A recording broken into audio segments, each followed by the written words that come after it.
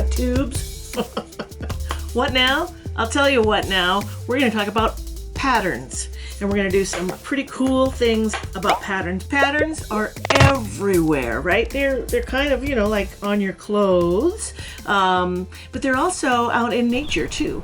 Everything that you look at has got a pattern. For example, this pine cone has got a repeating pattern of scales. And it spirals. See them. This flower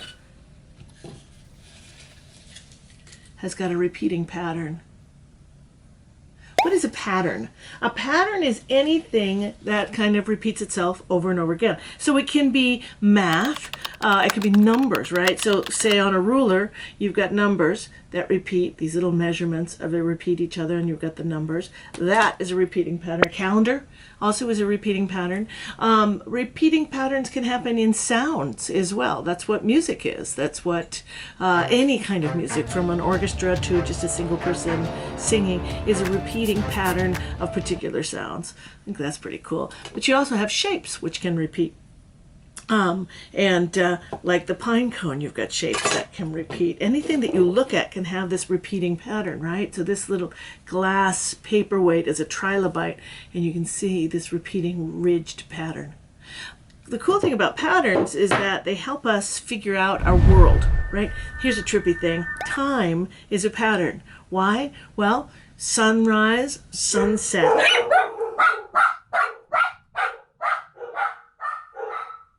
That's a pattern. Another pattern that we use every single day is sunrise, sunset. Sunrise, sunset. It's a pattern that repeats itself.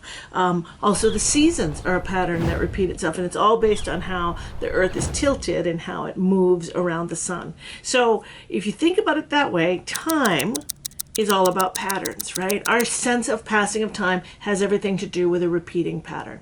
That's kind of cool and trippy. Scientists, people look for patterns in the stars. If you've ever looked up in the sky and seen a constellation, those stars actually really have nothing to do with each other, except for that we group them into a pattern in order for them to make sense to us. So here's the thing.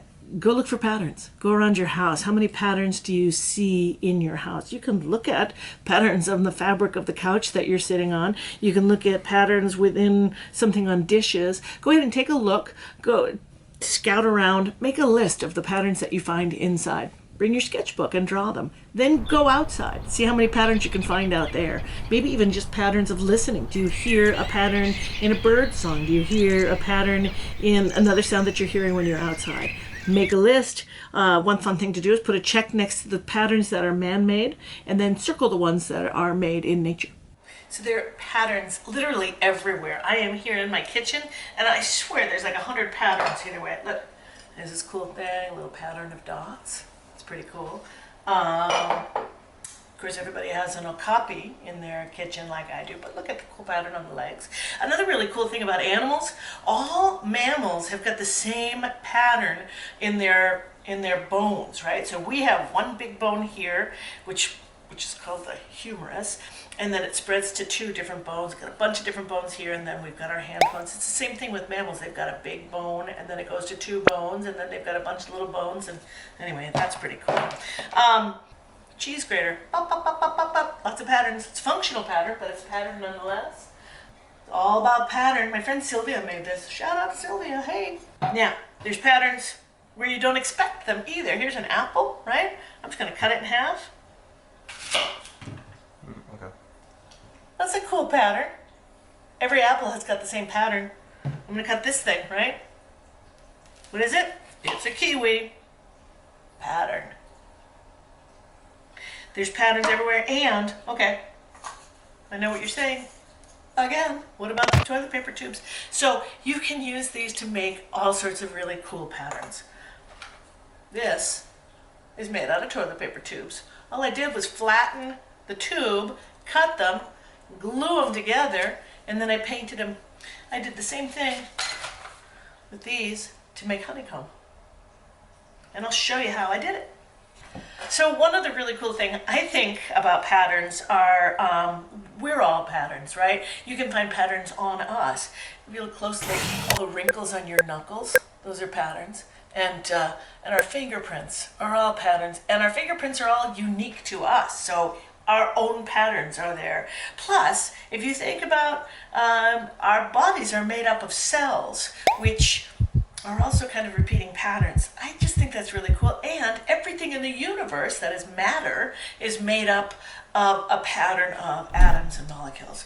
So patterns are awesome. So we're going to make some patterns. What we're going to do is we're going to use these toilet paper tubes and we're going to make some really neat pattern art, right? You're going to need some paper towel roll. You need scissors. You can use tape or you can use glue.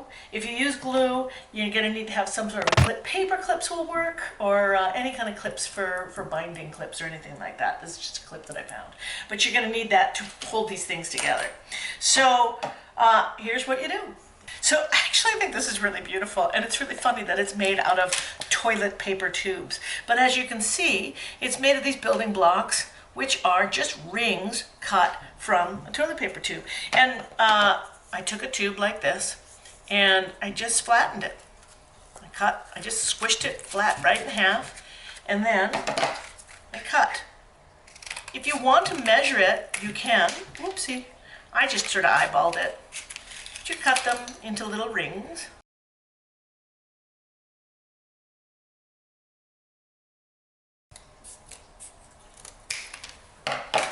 And then you open them up, and you can open them up however direction you want to. You can make them kind of rounder if you want. You can bring it back to round if you want, or you can make them more leafy shaped. I kind of like the leaf shape. I think it's fun to kind of play with them and see what kind of configurations you can make and put together.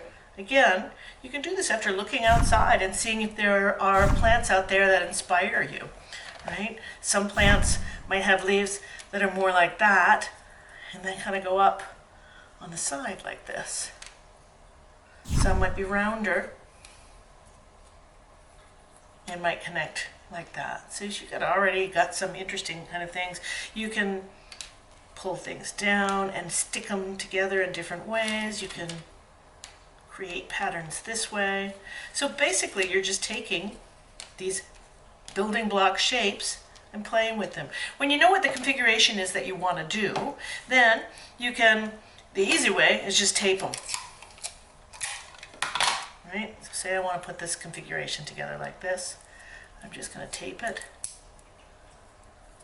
And it sticks, right? And tape the next one.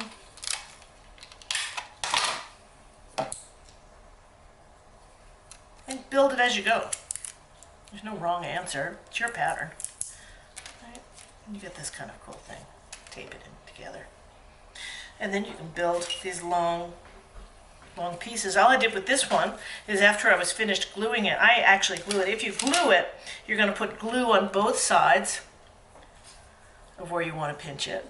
A little glue there. I actually just rub it next to each other like that. And then put your clip where you want it to stick. And just do it until it dries. And then when you're done, you take the clip off. So when you have a whole bunch glued together, I just took this outside and I spray painted it. And I think it's kind of cool. You would never know that that is toilet paper. You would never know that that's a toilet paper tube. Now, you don't have to just do leaf shapes. You can fold it more often. Now, if you look at a honeycomb, they're made out of hexagonal cells. Hexagonals have 1, 2, 3, 4, 5, 6 sides. So you're going to take your tube, flatten it once, fold it into the middle, and fold that over there. So you've got that, like that. And then you unfold, and you've got your honeycomb shape. You just have to kind of find it again, going the other. Here we go. And then you put a bunch of those together, and you get a honeycomb shape.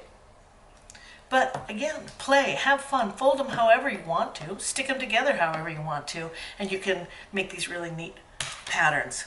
So have fun, create some cool stuff. I would love to see it. Take a picture of your creations and send them to me right here. I'll put the email address down in the description too. And what other kind of activities would you like to see? I'm all ears. Let me know. I'd love to hear. Stay safe. Have fun. See you next time.